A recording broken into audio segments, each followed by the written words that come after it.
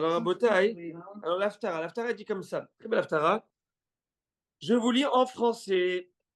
Un homme vint de Baal Shalisha et apporta à l'homme de Dieu du pain de la première récolte, 20 miches de pain, d'orge et de gruau dans sa balle.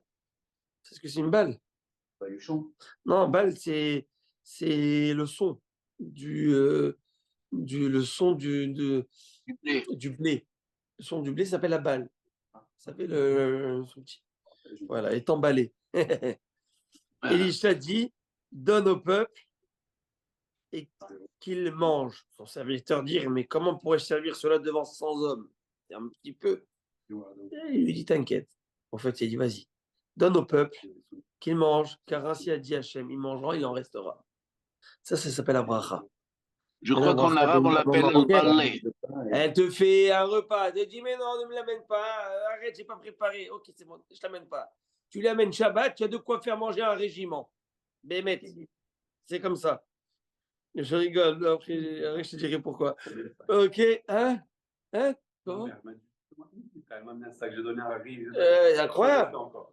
C'est comme ça, Baruch Hashem.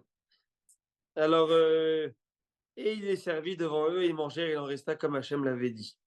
C'est la bracha d'Akadosh Baruch Hu, Israël Mazal, un botaï. J'ai envie de lever un toast pour ce que Akadosh Baruch Hu nous a fait en Eretz Israël. Vraiment, j'ai envie de dire à Hachem, Kos Yishuot Esa ou Shem Adonai Ikra. Akadosh Baruch Hu, tout te revient, tout le kavod, tout te revient. Parce que la force que tu as donnée à nos chayalim, et aussi, je l'ai dit à la bar mitzvah de chez Eli, Isacher Letov, vous savez qu'ils ont fait une statistique. La recherche Google, le soir de l'attaque de ces Rechaim, Imarshema, Vizicham, que Dieu les fasse leur nom, eh bien, vous savez quoi? Eh bien, c'était Tehilim Tikkun Klali. Mais je parle de tout Israël, tout le monde. La plus grande recherche qu'a eu Google ce soir-là, Tehilim. Les gens les plus Tehilim. Et j'ai dit le Tehilim contre les Tilim. Tilim, ça veut dire les missiles. Les Tehilim contre leurs missiles. Et ça marche. Le dôme de fer à Kadosh, Baruch Hu, à Botaï, 99% de, qu'on appelle ça, d'interception. Et le 1%, il est tombé, je sais pas, il est tombé dans une base militaire. Ils ont dit, il a dit aujourd'hui, je sais pas c'est qui a lu le général, qui a écouté le général. Il leur a fait un petit FaceTime. Il nous a fait un FaceTime sur la télé. Je ne sais pas si vous avez vu. Il leur a montré, il leur a dit voilà. Alors ça a été cassé. Ne vous inquiétez pas, tout marche, tout fonctionne comme d'habitude. Voilà, vous avez vu, mais rien du tout. Et la pauvre chérie, une jeune fille qui a été blessée. Et je l'ai écouté un journaliste musulman, très connu dans le monde arabo-musulman, francophone. Tu vois comment, une lecture biaisée, mais c'est pas grave. Mais il dit, il dit comme ça, il dit, et voilà, une jeune fille qui a été blessée, j'imagine, une bédoua, une musulmane, et on remercie l'Iran.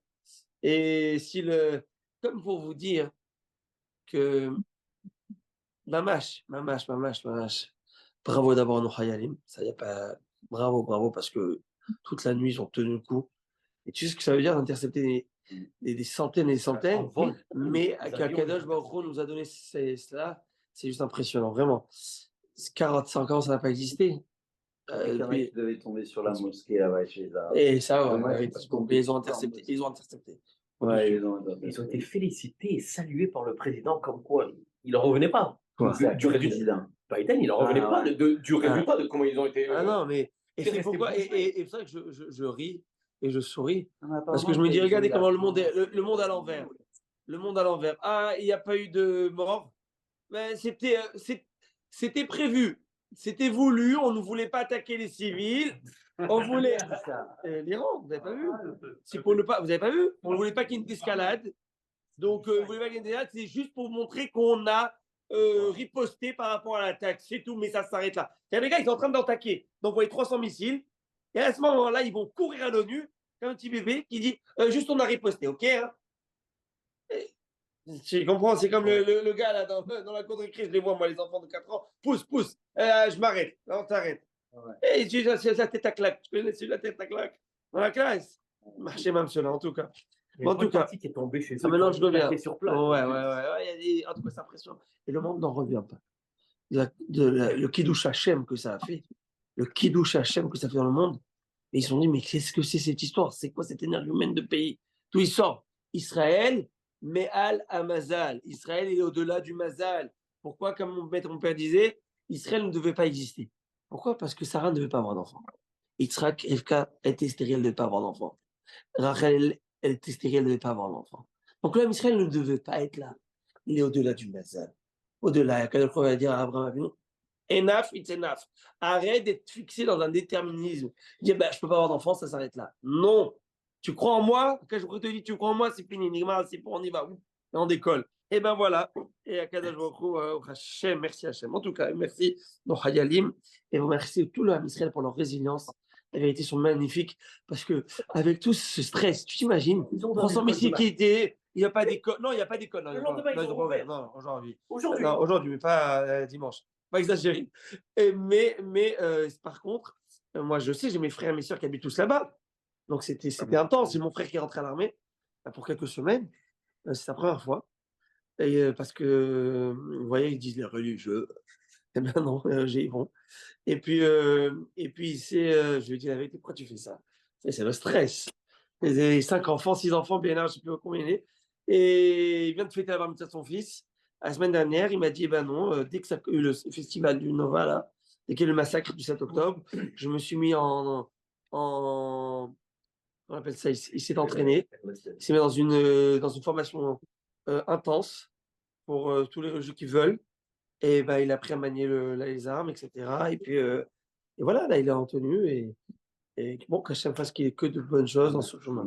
En tout cas, alors, Béhémet, à un moment, j'aime beaucoup l'humour et le moral. Il y avait des soldats, il y avait des. J'ai vu une petite vidéo comme ça qui m'ont donné beaucoup de courage. Et il y en a une qui a écrit sur les réseaux en disant, bon, si des gens étaient tous réveillés, pourquoi on ne ferait pas aller à la CDR ce soir? Tu vois, regardez comment c'est bon, ils utilisent. Et tu vois, j'ai vu 3-4 lettres comme ça avec leur âme en disant, hé, vous n'allez pas, contre nous, vous n'allez pas réussir. Et là, ils chantent Akadosh, Baruch, et des chants comme ça, des Imouna. Et je dis, au lointain, comme parfois ils peuvent être, et des choses.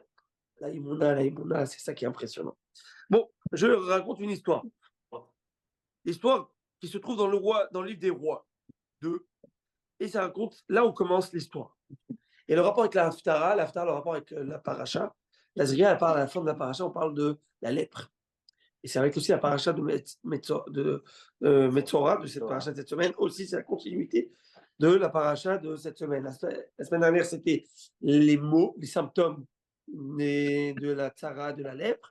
Et là, ça va être comment se purifier de cette tzara, etc. Le process de purification. Eh bien, que vous le sachiez, il y avait un homme, je vous lis, Venaaman, si vous permettez qu'on fasse la taftar, elle est magnifique. Venaaman, Sartseva Melech Aram. Naaman, le général d'armée du roi d'Aram. Aya Ishgadol, Lifna Donav, était un homme éminent devant son maître et très considéré parce que c'est par lui que Hachem avait donné la victoire à Aram. Et cet homme était un grand guerrier, mais il était Metzora, il était lépreux. Or, Aram avait effectué des raids et capturé une petite fille du pays d'Israël qui fut mise au service de l'épouse de Naaman. Alors, est-ce que vous avez compris ces deux versets que je viens de dire? Ces deux versets, ils parlent d'un homme général de l'armée d'Aram. C'est qui Aram? Je vous fais un petit topo. C'est les ennemis d'Israël, de Syrie. Ça n'a pas changé. OK? La Syrie, donc eux, ils étaient très, très forts. Et c'est eux. Et il avait un général. Et ce général, qui était fort, était lépreux. Et ce général avait une servante juive qu'il avait capturée à l'époque dans les guerres. Et pourquoi cet homme est devenu grand guerrier, éminent? Je vous ai lu dans le verset, car c'est par lui que Hachem avait donné la victoire à Aram. Vous connaissez son histoire à lui? Je vais la donner en 2 minutes. Moi, je vous la donne, parce qu'elle n'est pas écrite ici. Mais il faut lire. Mais si les Syriens, il n'est pas du peuple d'Israël, d'où est-ce qu'il a contracté la lèpre? Une bonne question que tu poses, Rabbi Yoel. La lèpre, c'est pas c'est une maladie qui est spirituelle. Oui, C'est pas la lèpre en tant que telle. Habituellement, ça arrive comme en Israël. c'est ça que Mais j'en lui, viens. Dieu lui a envoyé aussi cette lèpre. Il lui a envoyé cette lèpre à lui. Pourquoi? Parce que la lèpre touche ceux qui disent la médisance, mais pas que, les orgueilleux. Ceux qui sont, vous savez, qui ont le nez plus haut que la tour Eiffel. Les orgueilleux, eh bien, Kadosh Baruch Hu, il supporte pas. Il ne peut pas les saquer, c'est de dire. Il y a une personne qui ne peut pas se les voir, Kadosh Baruch Hu dit ah, toi, Abat Hashem Kol Govaled. Place dans ce monde pour toi et moi. C'est une abomination pour moi, ceux qui ont la grosse tête. Alors, ceux qui ont la grosse tête, alors qu'ils n'ont rien du tout à avoir la grosse tête, encore pire. Encore, ceux qui ont la grosse tête, sinon quoi? Pas bien. Alors, encore, il y en a qui n'ont rien, ils ont la grosse tête, je ne sais pas pourquoi. Alors, peut-être qu'il faut leur acheter des lunettes. Alors, maintenant, à Botaï, M. Snativ, ça va? Rabbi Moshe? J'arrive pas à rentrer avec mon ordinateur. Ça va prendre un peu de temps, je ne sais pas ce qui se passe. C'est le Yetzirah, il ne veut pas que vous profitez de l'expérience complète.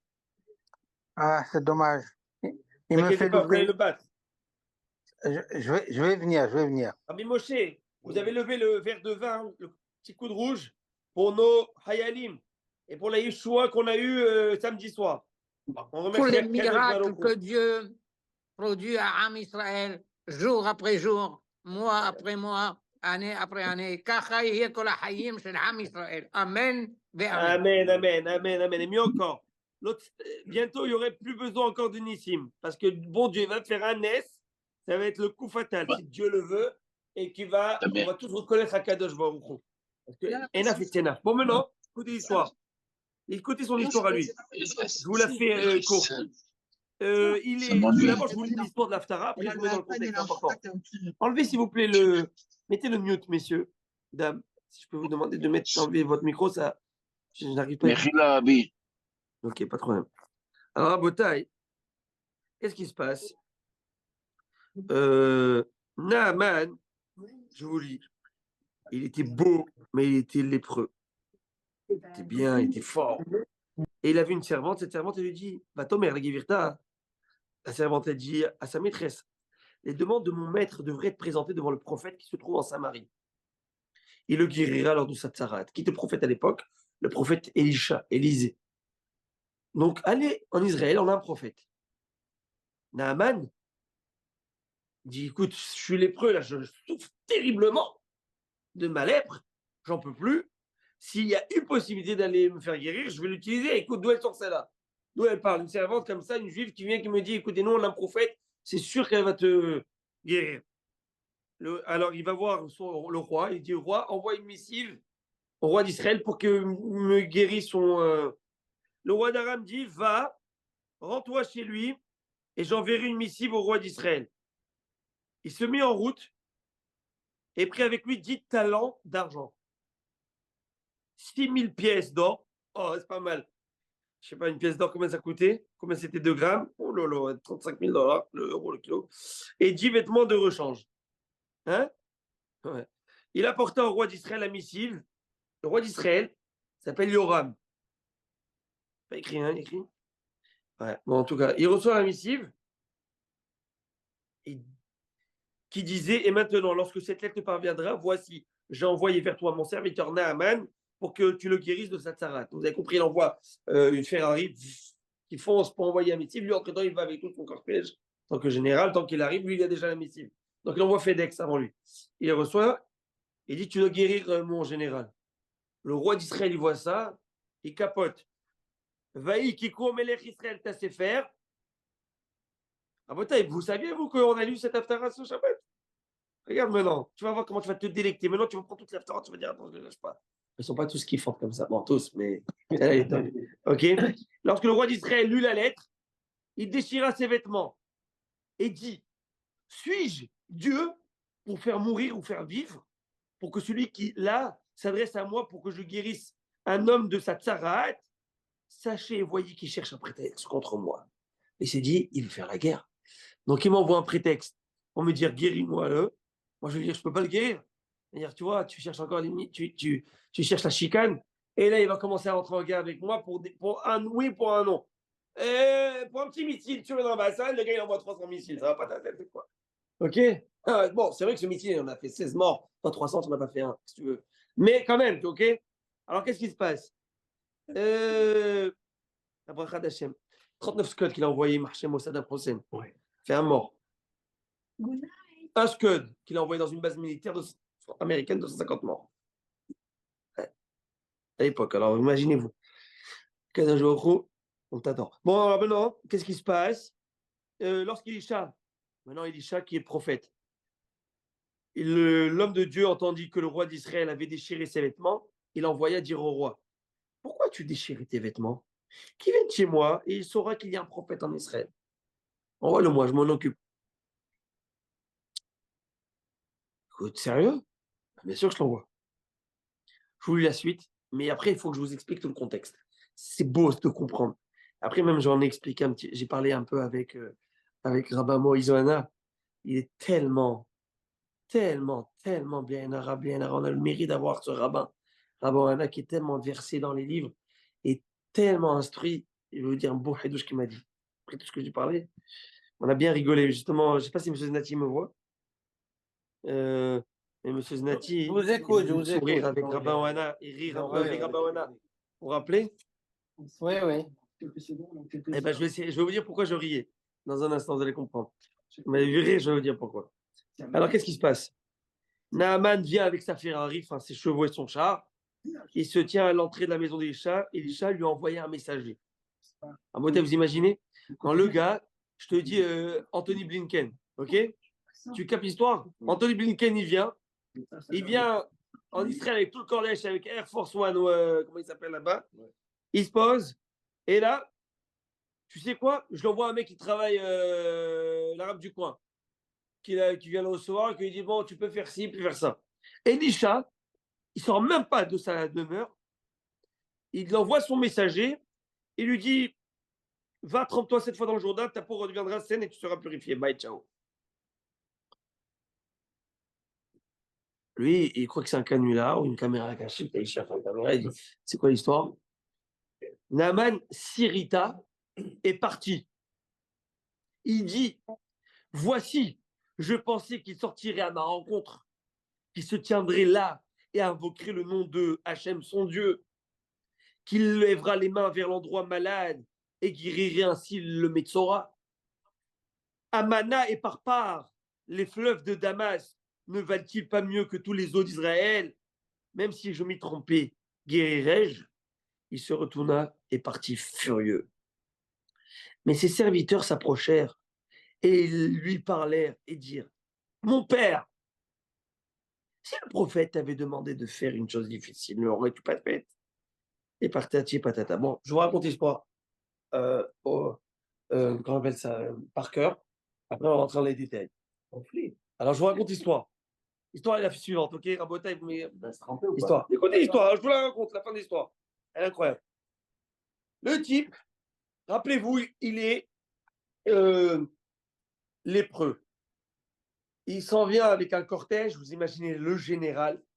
Et je vous ai dit pourquoi il est d'une générale, pourquoi il est venu, parce que Dieu avait envoyé à Aram le salut d'Aram par lui. C'est quoi l'histoire? Je vous raconte l'histoire. Bon, bref, c'est pas écrit ici, il fallait voir quelques chapitres avant, quelques chapitres après, tout le background. L'histoire est la suivante. Il y avait un roi qui s'appelle Achav, le roi d'Israël. Le roi sur 10 tribus. Ça, on va parler de lui plus tard. Mais des rois de 10 tribus. D'accord? Donc c'est le roi d'Israël. Hein. Le type, mais un scélérat. Tous les avodazara que tu peux avoir, il le faisait. Ok? Et il s'est marié avec une femme, Isabelle, vraiment le cas de dire, Isabelle.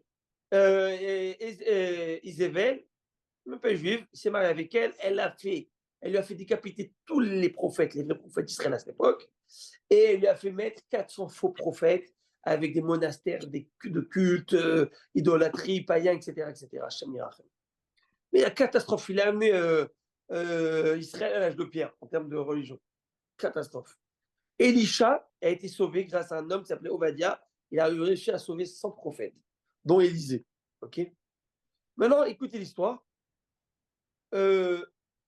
Aram veut aller en guerre contre Ahav. Et Ahav se dit, il faut aller, est-ce qu'on va en guerre? Alors ils vont voir les prophètes. Le prophète lui dit, ne va pas en guerre, ça va pas marcher. Et bien sûr, les prophètes, les faux prophètes, ils disent, bien sûr, toi tu vas y aller, tu vas gagner la guerre. Le vrai prophète, le prophète d'Hachem, il lui dit, tu n'y vas pas en guerre. Je crois que c'est Micha. Ouais, Micha, Miché en français, Miché. Miché. Et Miché, il lui dit, tu n'y vas pas, mieux encore, il y aura un mort dans cette guerre. Toi. Maintenant, il y avait la CIA à l'époque, la CIA de Aram, s'appelle Syrian IA, Intelligence Agence, pas la SIA, la SIA. Ils ont envoyé un message au roi qui était, on dirait, plus pratiquant, plus reconnaissant de Dieu que lui. Et il dit, leur prophète, le vrai, celui des Juifs, quoi, il a dit qu'il y aura un mort, lui. Alors qu'est-ce qu'on fait? Il va donner comme ordre, allez en guerre, mais vous n'envoyez aucune flèche, vous ne faites rien. Vous ne tuez personne. Moi, j'y crois à la parole de leur Dieu. Ils vont en guerre. Lui, il est sûr, et lui, parce que d'un côté, il va en guerre, il sait qu'il ne devrait pas le faire, parce que dans sa conscience, il sait qui a raison, c'est l'autre. Alors, c'est ce qu'il fait. Il croit qu'il va pouvoir ruser le bon Dieu, il se déguise en un homme et un fantassin lambda. Il ne se déguise pas en roi. Parce que le roi, il était dans son truc, il se déguise, il va là-bas. Il y a un homme qui s'appelle Naaman, fils de Dupont, inconnu au bataillon, le gars. Hein. Il est là avec sa flèche, il prend sa cigarette, j'imagine. Il est là, il attend. Qu'est-ce qu'on fait? Les ordres ne sont pas donnés. Et là, oh zut! Ta flèche, je t'ai parti, une balle perdue. Une balle perdue, ça existe des balles perdues. Une flèche. Une balle perdue, ça existe dans ça. Et une flèche dans ça, je ne sais pas comment c'est arrivé. Le gars, il était prêt, il a pris le temps d'allumer sa cigarette, va savoir. La flèche, elle part. La flèche, elle part. Elle fait missile balistique, sol-sol, comment ils appellent là-bas, solaire. Ça arrive droit dans le cœur d'un soldat, un guerrier, un soldat. Ça va pas 10 000. Il s'avère que celui-là, c'est qui, carte d'identité? Achav, le roi d'Israël, qui a été tué. Mais comment t'as fait? Comment tu l'as identifié? T'inquiète, j'ai mes sources. J'ai mes sources. Tu connais ces imbéciles-là? C'est qu'ils ont raté leur attaque, ils disent c'était fait exprès. Lui, au moins, il a mis dans le mille, Naaman. Il a mis dans le mille. Donc, il a mis dans le mille. Tout de suite, il revient en tant que quoi? Héros. Il a gagné toute la guerre et il a mis le roi. Et le gars, c'est tout de suite, 10 minutes à l'autre, de petit inconnu au bataillon, il devient général, le héros. Il est sur les billets de banque, le gars, il est partout, tu vois. Tu t'imagines ce que c'est? Tu sais ce que ça monte à la tête, là? Comment il devient lépreux? Ben oui, le gars, il s'est pris pour qui? La crise de Jupiter, du jour au lendemain. Donc, il est connu partout. Et là, le kavod et l'orgueil lui montent à la tête comme tu n'as même pas idée. Akadosh Baruch Hu dit, oh là, celui-là, il faut un peu le rabaisser. Rabotaï, qu'est-ce qui se passe? Il est envoyé en Eretz Israël. Qu'est-ce qu'il fait? Il connaît sa maladie. Il sait que sa maladie, ce n'est pas une maladie physique. C'est une maladie spirituelle, d'orgueil. Il dit d'orgueil, mais il faut lui abaisser le quartier, celui-là. Je ne sortirai pas le voir. Je lui fais son tikkun. Je lui fais sa correction. Toi, lui, il pense que je le dénigre. Je suis en train de faire sa correction. Je corrige son erreur, qu'il comprenne. Dis-lui qu'il aille dans le Jourdain. Il lui dit, et les mots qu'il dit dans le Passouk, qui est magnifique, c'est les mots qu'il dit comme ça. Je vous le lis en hébreu. Vaïtsof Naaman, et Naaman se met en colère. Vaïeler, il dit, je m'en vais d'ici. Vaïomer, iné amarti elai, yetsi yatso. Moi, j'étais sûr qu'il allait venir, le type, allait me faire des incantations, des trucs. Baguette magie, et à la baba, là, et des trucs. Oh, je vois des trucs. Oh là là, c'est grave ce que je vois. Donne-moi ta main. Oh là là, bon. Et des trucs, tu vois, à la magie noire, et avec ces nécromanciennes et tous ces trucs-là, ceux qui lisent les cartes, bêtises là. Alors, qu'est-ce qui se passe? Il dit, mais il se moque de moi ou quoi, ce type? Et là, il dit une phrase que j'aime beaucoup. Alotov, Amana ou Parpar, Naharot Damesek. Comment c'est beau.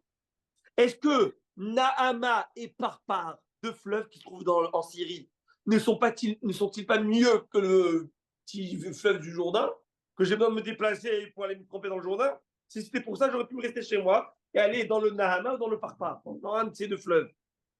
Vous savez comment ils vont ces sujets-là. Ils viennent de faire 400 bornes. Ah, ils sont fatigués. Ils lui disent, ils vont le raisonner. Vous savez ce qu'ils vont lui dire? Regardez, et ça, c'est une leçon de vie à prendre pour nous. Hein. Tout de suite, il faut comprendre la leçon de vie qui est là. On va le comprendre ensemble. Et il dit, dis-moi. Je vous le fais, je vais vous dire en français, dans des mots à moi. Et puis après, on va le lire dans les mots du verset, ok? Alors, je vais vous la faire dans mes mots. Ils vont lui répondre, ils vont dire, dis-moi, attends. Si le prophète sortait, et il vient, il te dit, tu sais quoi? Tu dois aller au Chili. Il y a là-bas un piment qui s'appelle le piment bec d'oiseau. J'invente, ok? Tu dois aller de là-bas. Tu dois prendre un avion en Afrique du Sud, chercher un nénuphar qui se situe dans l'île de Manalf. Je ne connais pas. Et de là-bas, tu dois partir en Asie orientale, chercher une licorne qui n'existe pas, et sa corne, tu lui arraches, tu dois la piler, manger le tout ensemble, tu vas être guéri. Tu l'aurais pris au sérieux? Ouais. Tu l'aurais pris au sérieux, n'est-ce pas? Oui. Tu aurais dit, ah, ça, c'est un médicament qui marche. Alors, il est en train de te dire d'aller à 10 minutes d'ici, tu ne peux pas le faire, je ne comprends pas. Non, dans les mots du Navi, parce que là, j'ai inventé, je vous le dis dans les mots qu'il y a écrit en prophète. Vaïnigeshu avadam, vaïdabru elu elav, vayomeru, avi, notre père. De mots. Davar gadol, anavi diber elecha, alota assez. Si tu avais demandé un truc gigantesque à faire, tu ne l'aurais fait ou pas? Même si tu as dit, mais dans tout plongée, prends le plongeon, alors. Eh bien, maître, entre vous et moi, dans notre vie, on cherche toujours midi à 14 heures. On cherche toujours passer là. Ce qui est facile, qui devant nous, on dit, non, c'est pas possible. Non. Des fois, il y a des efforts faciles à faire dans la vie qui vont te changer ta vie, qui vont te changer tes relations, ta manière de vivre avec ta femme, ta manière de vivre avec tes enfants. Mais les gens, ils sont sûrs qu'il faut un tremblement de terre pour... non, change-toi des petites choses dans ta vie. Change des petites choses. Change ta manière de voir, ta manière de parler, ta manière de dire, tes attentions, des petits trucs. Et ces petites choses, ça va faire un game changer dans la réalité. Mais le problème, c'est que nous, les hommes, on a l'impression que quoi? Qu'il faut faire des actes héroïques pour pouvoir être un mensch, pour pouvoir réussir sa vie, pour pouvoir faire... Non, c'est des petites choses. Et ces petites choses-là qui vont faire. Si tu le fais de manière constante, tu vas réussir ta vie. Ça, c'est le émettre à avoir en tête. Ça, c'est le émettre à avoir, à se le dire, à se le répéter. Parce qu'on le sait, ce que je dis. Mais il faut se le dire et il faut se le répéter. Et au contraire, ce n'est pas ceux qui ont fait des choses de héros qui ont réussi dans leur vie. Parce que parfois, c'est momentané, c'est une fois ponctuel, de manière sporadique. Après, ils croient qu'ils ont réussi dans leur vie. Pas du tout. C'est un travail constant, tous les jours. Et au contraire, c'est beaucoup plus dur d'être un héros de tous les jours par ces petites choses, des petits détails, garder le moral avec tout ça, que de faire une fois une chose. La quatrième chose qu'il demande, c'est de faire, ils me disent, mais la mettre Hiloshina, de ne pas changer. Tu fais une petite chose, mais tu fais. Regardez, je vous dis, et c'est pour vous, Kavod. Vous étudiez, ça fait des années, on étudie, on vient. C'est vrai que c'est dur au départ, quand tu enlèves tes savates à la maison, tu arrives. Alors en hiver en plus, encore pire. Ok, tu n'as pas envie de les remettre. Mais je vous dis une chose, constant. Tu n'as pas besoin de terminer, je ne sais pas moi, tes trucs, et tu as montré à Hachem tes efforts. Tu as fait ces efforts, tu as fait, eh bien bravo, Ashrei Vetovlach, tu mérites tous les éloges d'Akadosh Baruch Hu, parce que c'est ça qu'Hachem il veut. Il veut, et Bémet, il y a des gens qui ont l'impression qu'il faut faire quelque chose d'exceptionnel. Non, fais ce qu'on te demande. Bon, je vous donne la suite. Il dit, non. Il dit, allez, vas-y, arrête. Tire ton lourdeur, ta lourdeur, vas-y, va dans le... Il rentre dans le jour d'un rabotaï, il va 7 fois, peu de bébé. Un truc de fou. Le gars, la lèpre, elle a disparu. C'est les publicités là du tal. En tout cas, le type, Cadom, c'est le savon, peu de bébé. Et là, Rabotaï, ils vous le disent, ça c'est en filigrane. Ça n'a pas été écrit dans les infos là-bas de Syrienne Info Post. Mais il s'est converti au judaïsme. Il s'était converti au monothéisme. Et malheureusement, le majordome d'Elisha, un abruti, qui n'a pas de Olam Haba, un des hommes rares qui s'appelle Gehazi, parce que lui, il a envoyé un chèque, bon bref, l'or, l'argent et tout, pour donner au prophète.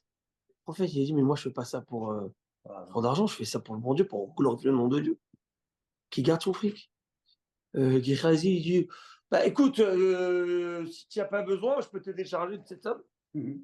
Bah, ça va être lourd pour le retour, c'est dommage. Le gars, il a pris.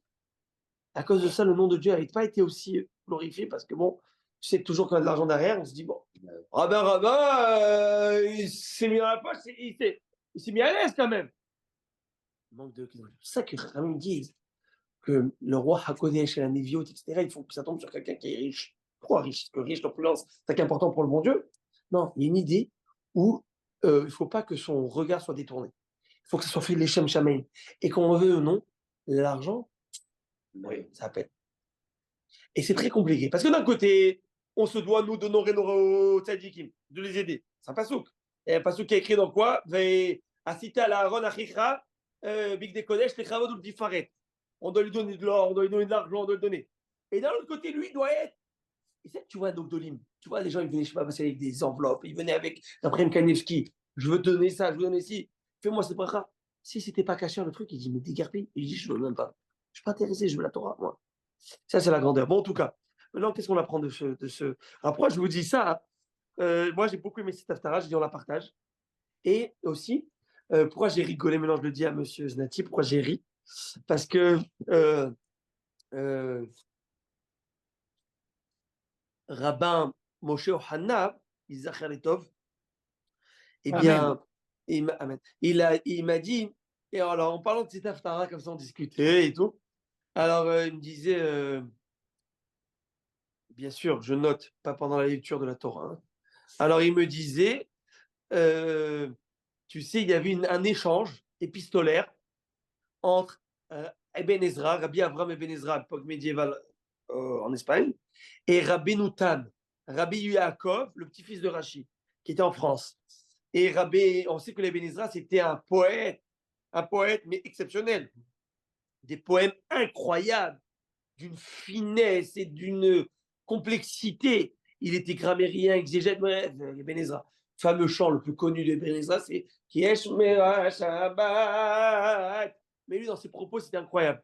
Et alors, Rabbi Notam lui envoyait aussi parfois des poèmes, mais entre guillemets, il n'arrivait pas à la cheville de la grandeur et de la complexité des alexandrins et des rimes et patati patata de Ibn Ezra. Alors, à un moment, il écrit comme ça. Il me dit un échange. Il me dit, Rabbi Notam, il lui a écrit tout un joli chant à Ibn Ezra. Alors, il lui a écrit pour lui répondre. Il lui a dit en deux mots, c'est pas ton fort. Mais regardez comme il lui a écrit ça, quelle douceur, l'Ibn Ezra. Il lui a dit comme ça, Ani les Shir, les Yarden, moi je suis au champ, que Naaman, ce que le Jourdain était à Naaman. Et toi tu es au champ, ce que Parpar et les Amana, les deux Jourdains, les deux rivières qui n'ont rien fait à Naaman, tu es ce qui est au champ. Mais dans les mots, c'est tellement joli. Il lui a dit, je suis moi au champ, ce que le Jourdain est à Naaman, et toi tu es au champ, parce que ces deux fleuves sont à Naaman. De mots que dalle, vaut mieux pas y aller dedans. Mais avec beaucoup de douceur, c'est un échange un petit peu, qui on dit en français, qui aime bien, châtie bien, qui aime bien, charrie bien. C'était un petit peu dans ce sens-là. Maintenant, je reprends un petit peu notre étude plus maratique, si vous le permettez. Alors, on y va, Rabotai. La Gemara nous dit, Amar Rav, Rav nous enseigne. On revient sur l'idée du Yitzhara et Yitzeratov, le paradoxe qu'il y a dans l'homme. C'était le dernier jour. Tu as raté un gros chapitre. Bon, on va rester une heure, toi et moi, ensemble pour rattraper. Mais Amar Rav nous dit Yetzerara domilisvouv. Le penchant pour le mal ressemble à une mouche. Vous savez ce que c'est une mouche? Hein? C'est attiré, la mouche est attirée aux mauvaises choses. Où il y a de la bouse, il y a une mouche. Vayosh, hein? Qu'est-ce que vous dites? Aux odeurs. Voilà. Veyoshev ben shene mefatre maftehe alev. Et cette mouche elle réside entre les deux portes du cœur. Et dans le cœur, il y a les deux lobes, il y a les deux. Shenemar, zevu vemavet yavish yabi Hashem en rokear. Comme il est écrit dans l'Ecclésiaste, ok, et je vous lis le pasouk, des mouches de mort contaminent et putrifient l'huile odorante. Ça veut dire que quoi? Le verset fait allusion au penchant pour le mal.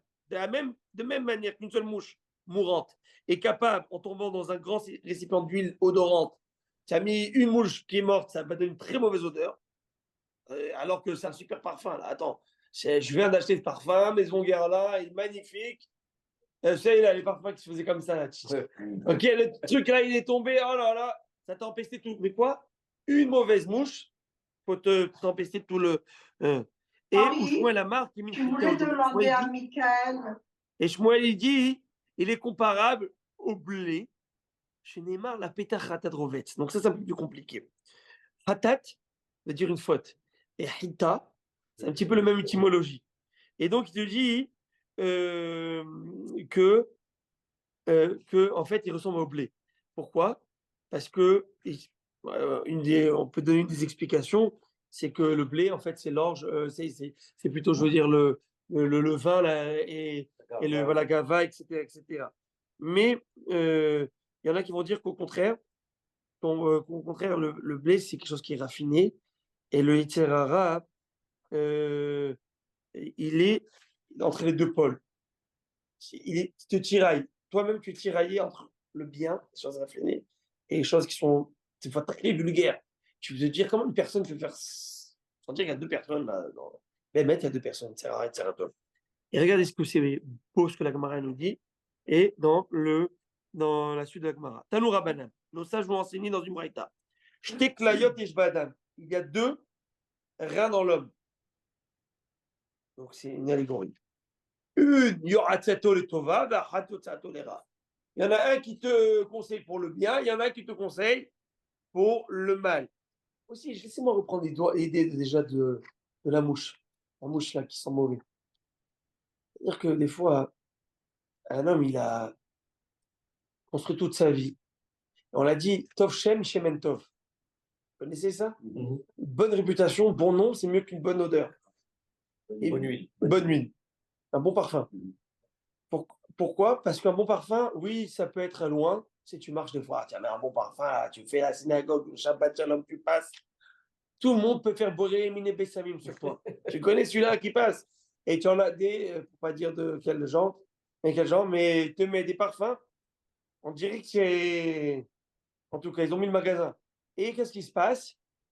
Eh bien, mais ça a quand même une limite.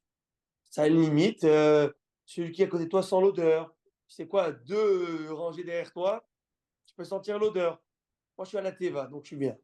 Je suis garanti. Mais qu'est-ce qui se passe? Mais ça s'estompe un moment. Ah ouais. Mais la bonne réputation, elle va au-delà des frontières. Ça, Tov Shem, Ishem Tov. Un peu une réputation, c'est mieux. Et là, on a dit que une mauvaise mouche qui tombe dans de bonne huile, elle te massacre tout. C'est-à-dire que quoi? C'est des fois une personne peut faire un mauvais jugement, dans une mauvaise situation, une erreur, peut être fatale aussi. Et puis, malheureusement, lui ramasser toute sa réputation. One shot. Et là, on le voit, on l'a vu. Alors, l'homme, il a deux reins. Pourquoi? Et les reins lui conseillent à faire bien le mal. Pourquoi? Parce que dans la Torah, on voit souvent que le passage qui dit Avarech et Hashem et Atzani, afisoni, comme le passage qui dit afisoni kiliotai. C'est-à-dire que les reins dans la Torah, c'est comme le siège des émotions. C'est là-bas. C'est le siège des émotions, c'est les reins. Et donc, on a une à droite, une à gauche. Maintenant, vous me demandez pourquoi il y en a deux. Un pour le bien, pour le mal. Et pourquoi? Et l'Agma, elle va dire certainement, il semble logique de dire que le conseil pour le bien vient de la droite et le mal vient de la gauche. Comme nous dit le passouk du Shlomo Melech dans l'Ecclésiaste, Lev racham limino, velev xil ismolo. Le cœur de l'homme sage est sur sa droite et le cœur de l'insensé est sur sa gauche. Comme pour dire, c'est une idée de dire, c'est une image, c'est quoi que le sage, c'est à droite, le cœur est toujours en fait en plus à gauche. Oui ou non? Il est vraiment au centre, mais. Non. Il est au centre, mais il est tourné vers la gauche. Oui, il est orienté vers la gauche. Mais il n'est pas à Est-ce gauche. qu'il est là? Non. Il est un centre gauche et pas droite. Non, il est au alors centre, le passage il qui te dit Lev racham limino, le cœur de l'homme sage est à la droite. Un type qui est comme ça, le pauvre, c'est handicapé. Il n'y a pas d'information. Ouais. Et l'insensé, il est sur sa gauche. Ça veut dire quoi ça? Quelqu'un a une idée de cette idée, de ce verset? Pourquoi dire que le rein droite c'est une bonne chose, le gauche c'est une mauvaise chose? Parce qu'il y a une idée dans un passage qui te dit que l'homme sage, il a son. À mon humble avis, voilà, c'est ce que je me dis. En fait, le cœur, il a sa place. Sois bien clair, ok? Quand je suis là, mon cœur est à gauche. Toi, Rabbi Gabriel, tu vois mon cœur où à toi, toi à gauche? Il est à ma gauche, mais il est à ta droite. Oui. Le sage, à mon humble avis, c'est celui qui arrive à s'extérioriser et à se dire, tu sais quoi, je prends du recul face à la situation qui est ici. C'est quoi l'idée des pulsions et des émotions? En fin de compte, les émotions, pourquoi ils prennent le dessus? Parce que quoi? L'homme n'arrive pas à prendre du recul face à la situation et ses émotions prennent le dessus. Je veux faire cette chose. La passion est là et il veut faire la chose. Et il n'arrive pas à prendre ce recul et dire, tu sais quoi? Réfléchissons dans cette situation et je me mets comme une autre personne. Et qu'est-ce que je devrais faire? À droite, à gauche, faire la bonne chose ou pas? Là, le sage, son cœur est à droite. Pourquoi? Parce qu'une certaine manière, il sort de sa personne et de sa personne bestiale et il dit quelle est la bonne chose à faire à ce moment-là.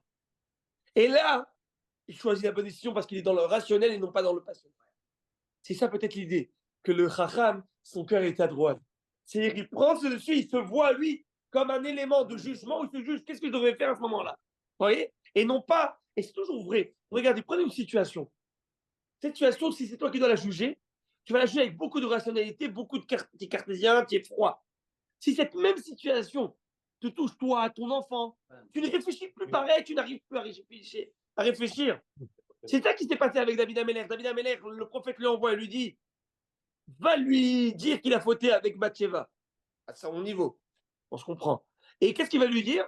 Tu sais, il y a un homme qui avait très riche et qui a vu une veuve, la pauvre, qui se nourrissait du lait de sa chèvre et qui se vêtisse et qui s'habillait de la laine de cette chèvre, du poil de cette chèvre, et cet homme ultra riche qui a des milliers de bétail et bovins, etc., il est parti se égorger cet agneau et il est parti manger cette chèvre.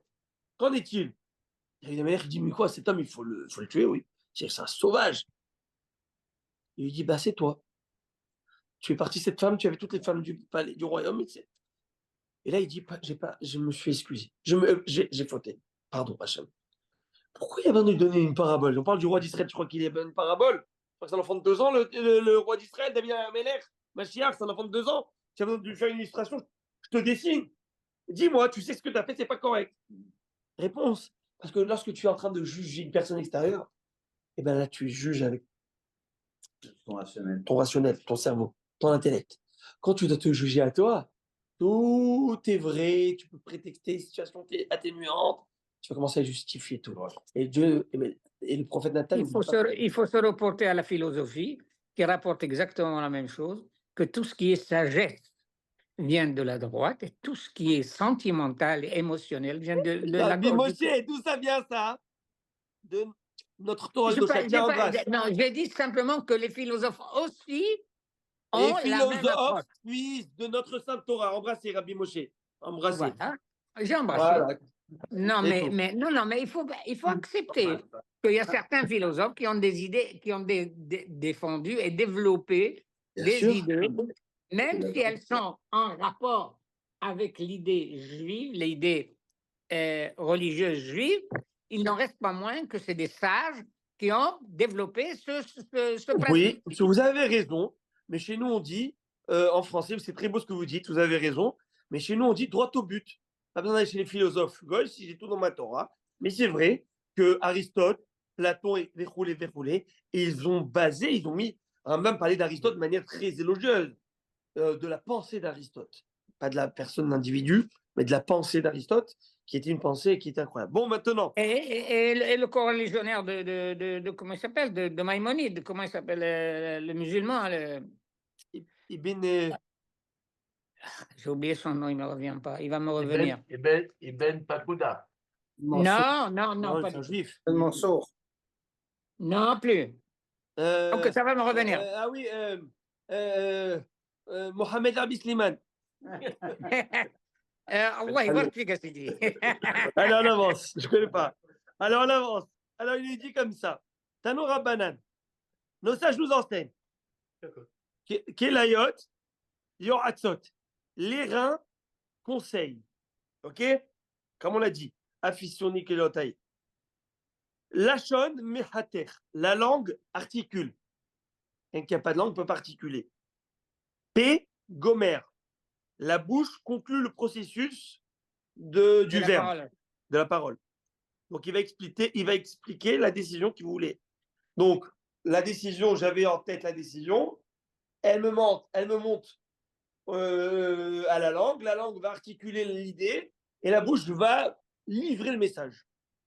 Véchet marni soumoti kolmine mahal. L'œsophage ingurgite et dégurgite toutes sortes de nourriture.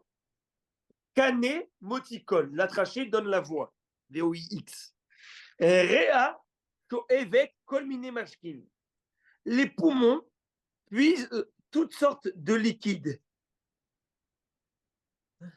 Intéressant, Rachid explique. Les liquides sont absorbés par l'œsophage, les poumons les absorbent ensuite à travers les parois de l'estomac. Comme ça, Rachid dit.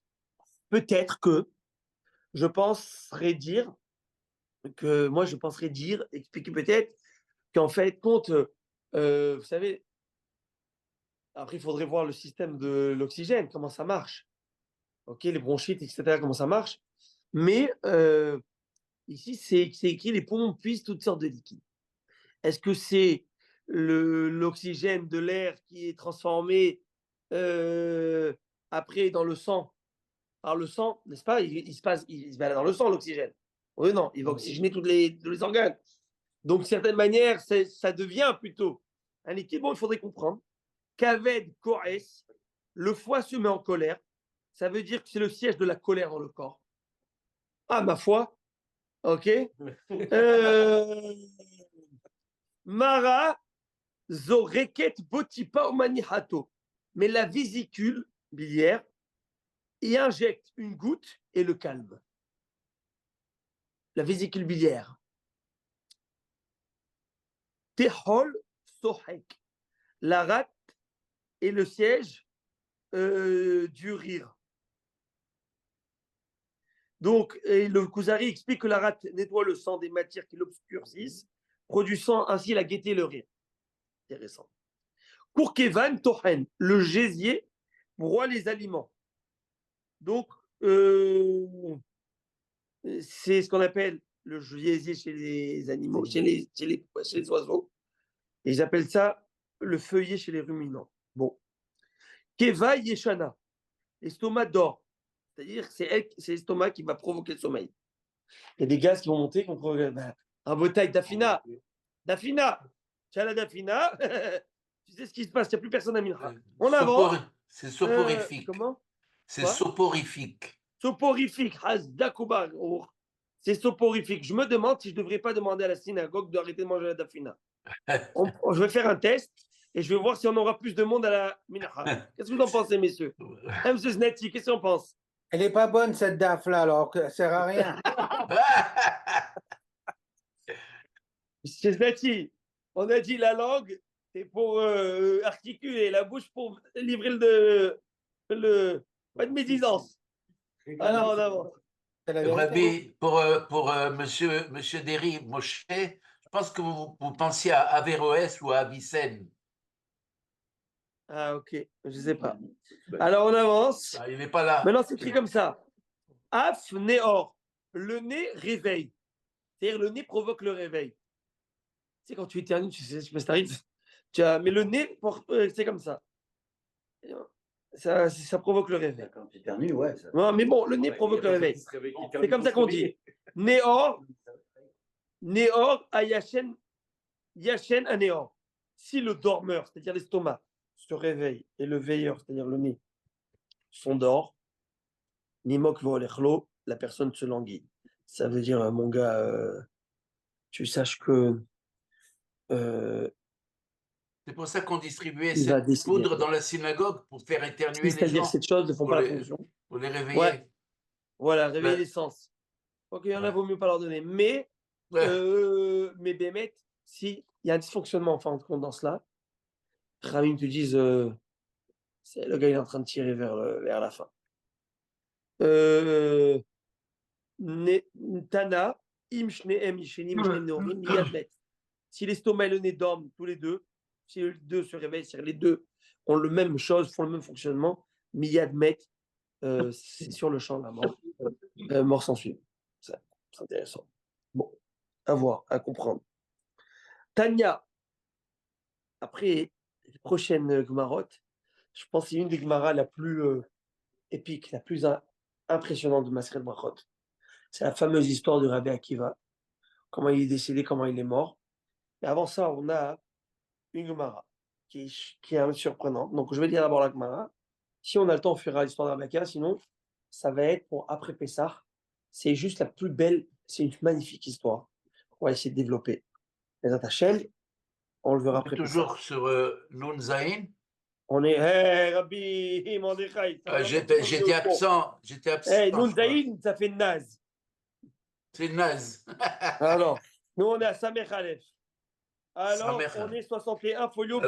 Non, j'ai mis un truc au mauvais endroit. Samer Aleph. Ouais. Et ça veut dire aussi Zan. C'est la Parnassa. Ouais. Donc, vous avez la Parnassa. Alors, qu'est-ce qui se passe Rabbi, comme il dit, Zin. Alors, il dit comme ça. Rabbi Yossi Aglili Omer, Rabbi Yossi Aglili nous dit Tzadikim Yetzer Tov Shoftan. Les justes, les tzadikim sont entièrement gouvernés par leur penchant pour le bien. Shenemar Velibi Halal Vikirbi. Comme il est dit, mon cœur, c'est-à-dire le penchant vers le mal, est mort en moi. David Amelech, il a dit j'ai tué mon mauvais penchant. David Amelech, il a dit je suis arrivé à un niveau où j'ai plus. Pourquoi tu me dis il n'y a pas de mauvais penchant. Ça. Le jour où tu n'as plus de mauvais penchant, tu cherches, c'est le jour de dire adieu à ta famille. Mais ça ne marche pas. En fait, il dit c'est-à-dire que nous, l'homme normalement constitué, il a naturellement un penchant vers ce qui est bestial, égoïste. C'est comme ça. Il veut kiffer. Il veut mordre la vie à pleines dents. Mais non, c'est comme ça la vie. Oui, si tu ne mets pas un haut light, tu ne te freines pas, naturellement, tu vas vers. Lui, il a tellement travaillé sa personne qu'il s'écrit une seconde nature, qui est devenue plutôt sa première nature, qui est d'aller vers le bien. Des fois, il disait David Ameller, c'est écrit dans l'alpha bêta, Rishavti derachai, Vashiva et Dvotecha. Vous connaissez ce passouk? Non. David Ameller, c'est le roi d'Israël. Donc lui, dans la tête, il en avait des choses à faire. Gestion de ce dossier, la loi sur ça. Il ne se prennent pas la tête sur la loi bilingue, 96, c'est pas ça. Le gars, donc David Ameller, il disait j'avais tellement de choses à faire, je commençais à marcher, j'étais en train de réfléchir où je devais aller à droite ou à gauche. D'un coup, sans faire attention, je vous voyais dans le Beth Midrash, je restais en train de. C'est-à-dire que naturellement, tu sais, des fois, tu fais des choses naturellement sans faire attention des fois même. Tu arrives là-bas. Je sais pas si ça t'est arrivé, moi, ça m'est arrivé une fois, ça m'est arrivé une fois, je devais aller à la synagogue, c'était un férié, je n'avais pas école. Et naturellement, je me reviens à l'école, je me dis, qu'est-ce que je fais là? Ça m'est arrivé, moi, je me garde. Mais je devais aller à la synagogue, je ne devais pas aller là. C'est une certaine, voilà, c'est un automatisme. David Ameller, il a créé chez lui ça. Et ça, c'est le niveau du tzaddik. C'est d'arriver à prendre mon penchant où c'est plus un combat. Chez nous, c'est un combat. Je combats et j'essaie de gagner. Chez lui, non, il a le terrain. Il est là. Il y a cette proposition là sur la table. Mais aujourd'hui, il n'en voit même plus. C'est-à-dire qu'aujourd'hui, il est tellement arrivé à cette conscience de Dieu, il dit, mais tu me proposes quoi en fin de compte? C'est comme tu joues au poker. Ok? Tu sais, quand tu joues au poker. Non, je joue pas. On a une place pour toi si tu veux. Et monsieur, Courchevel ou Texas Hold'em? Comment? Vous jouez auquel? Aux 5 cartes dans la main ou Aux 5 cartes dans la main. Bon, monsieur, moi je vais vous faire du bluff. Vous allez voir un coup de bluff. Bon, écoutez. Plaisir. Alors imaginez-vous que vous voyez à travers les cartes de votre ami. Vous êtes là, la manche, vous avez vous avez les cartes en haut. Et lui, il dit, on y va, 100, 200. Tu dis, je suis. Tu suis. Et toi, tu vois que lui, tu es sûr qu'il bluffe. Tu es sûr. Pas tu es sûr parce que tu penses, tu connais. Parce que tu vois à travers ses cartes. Tu sais que le type, il a ni de brelan, ni de, comment ils appellent ça, de couleur, ni de paire, ni que dalle. Il n'a rien du tout. Tu es un joueur de poker, tu connais les cartes. Moshe, avant de tuer la camarade, il fallait comprendre les Nathan. Alors, qu'est-ce qui se passe? Le gars, il est là, et vous avez chez vous Vous n'avez pas grand champ, vous avez, allez, on va dire, vous avez un carré d'as. Aïe, aïe. Pas mal. Carré d'as, elle est pas mal. Et lui devant, et tu vois, il surenchère. Maintenant, comme il a déjà surenchéri, il ne peut pas s'arrêter maintenant, ça ne veut rien dire. Il a déjà mis la moitié ou 3/4. Il dit, je vais juste all the way, tapis. Toi, tu le vois, tu dis, tu souris, tu dis, tapis, je te suis. Parce que tu sais qu'il n'a rien dans les mains. Parce que, comment ça se fait que tu sais? Tu sais, à un moment, tu peux avoir un doute. Le gars, il va jusqu'au bout de son truc. Si tu pensais qu'il bluffait, tu dis, mais il ne va pas mettre 500 000 sur la table s'il bluffe. À un moment, il va s'arrêter. Mais quand tu vois ses cartes, tu es conscient de son jeu, tu vas y aller sans aucun problème, sans une hésitation.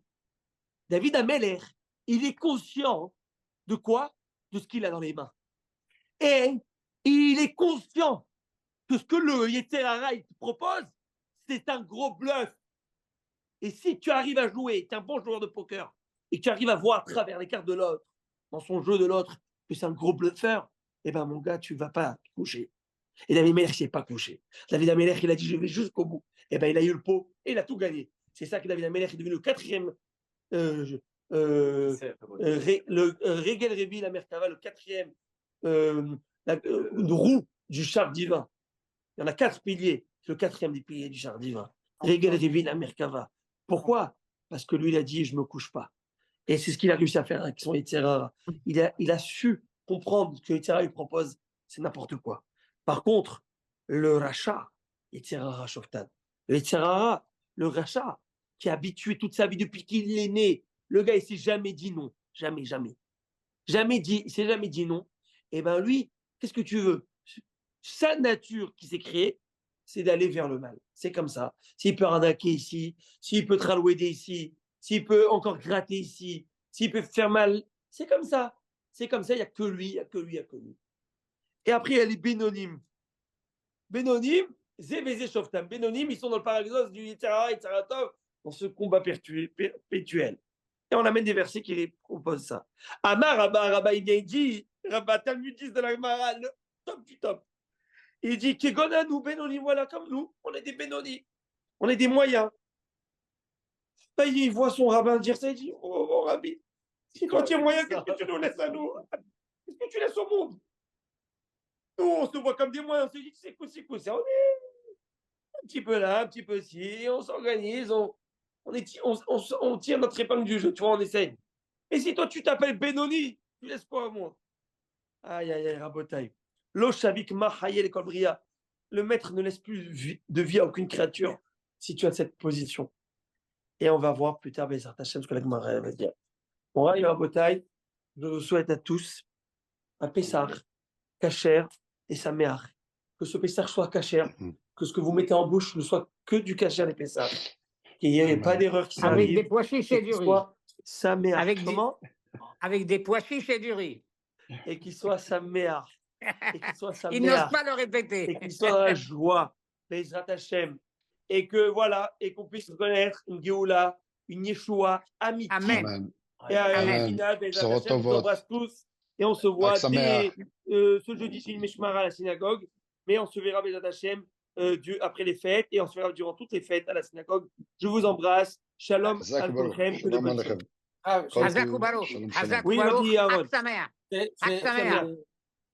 J'ai ouvert le Echal ce matin.